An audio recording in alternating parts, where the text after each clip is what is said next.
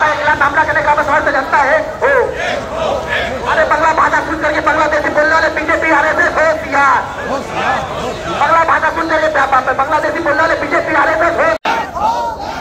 Voter তালিকায় বিশেষ নিবিড় সংশোধনের নামে ঘুর পথের এনআরসির বিরুদ্ধে সমস্ত মানুষ এক হও।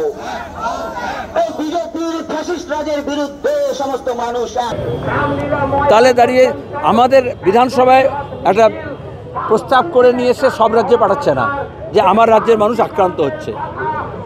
তাহলে কেন্দ্র সরকারকে মনে করাচ্ছে না যে কনস্টিটিউশনালি কেন্দ্রীয় সরকারের দায়িত্ব ইন্টারনাল মাইগ্রেশন হলে তাদের সুরক্ষা করা, তাদের নিরাপত্তা দেওয়া।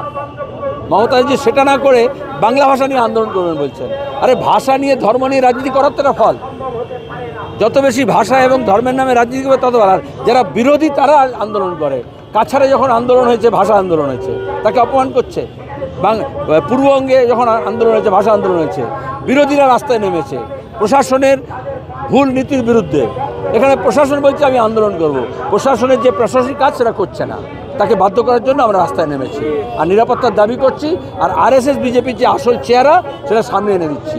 আসলে রাজায় রাজায় যুদ্ধ হয়, উলু খাগড়া প্রাণ যায়। প্রতিদিন কিন্তু সংখ্যাটা বাড়ছে।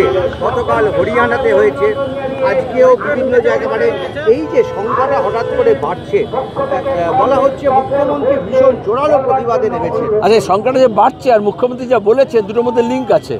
মুখ্যমন্ত্রী কী বলেছেন? এই ভাষা আন্দোলন শুরু করব, 26-এর নির্বাচন পর্যন্ত করব। আর বিজেপি এটা করছে, তারপরে 26-এর নির্বাচনকে মাথায় রেখে বিজেপি আর তৃণমূল রাজনীতি করছে।